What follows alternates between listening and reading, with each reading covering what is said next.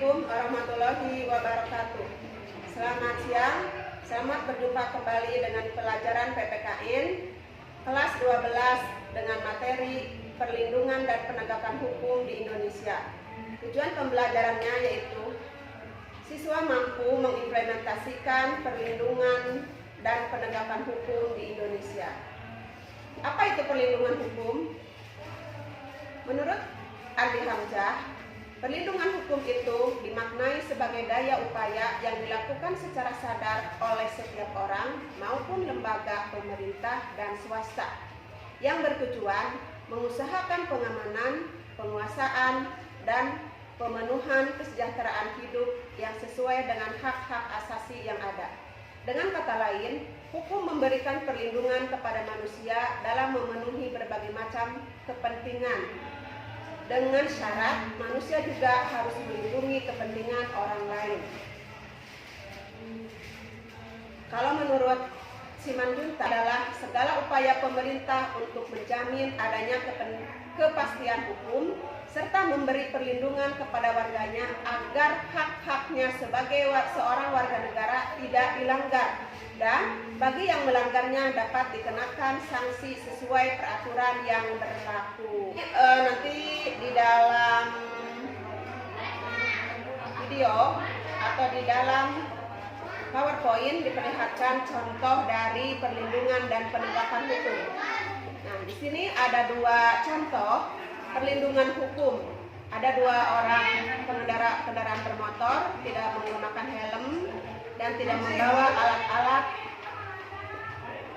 bukti atau surat-surat berkendaraan yang semestinya. Nah, makanya orang tersebut dirazia oleh kedua orang polisi tadi. Nah, yang kedua, contoh adalah seorang pengendara kendaraan bermotor dicegat oleh seorang penegak hukum, lalu si penegak hukum itu disuap oleh si pengendara kendaraan motor, tapi penegak hukum itu tidak mau diberikan uang suapan. Nah, itu sebagai contoh dari penegakan hukum. Suatu perlindungan dapat dikatakan sebagai perlindungan hukum apabila mengandung unsur-unsur sebagai berikut. Yang pertama, adanya perlindungan dari pemerintah kepada warganya. Yang kedua, adanya jaminan kepastian hukum. Yang ketiga, berkaitan dengan hak-hak warga negara. Yang keempat, adanya sanksi hukuman bagi pihak yang melanggarnya. Jadi, perlindungan dari pemerintah itu berupa perlindungan adanya ketertiban, ketentraman, kedamaian, keadilan, dan kemakmuran. Jaminan kepastian hukum, adanya aturan atau undang-undang yang berlaku di negara tersebut sehingga masyarakat merasa aman, nyaman, dan tentram. Nah, unsur-unsur perlindungan hukum yang keempat tadi berkaitan dengan hak-hak warga negara. Perlindungan dari pemerintah itu merupakan hak yang harus diperoleh oleh warga negara, sedangkan negara wajib memberikan perlindungan kepada warganya. Yang keempat, adanya sanksi hukuman bagi pihak yang melanggarnya.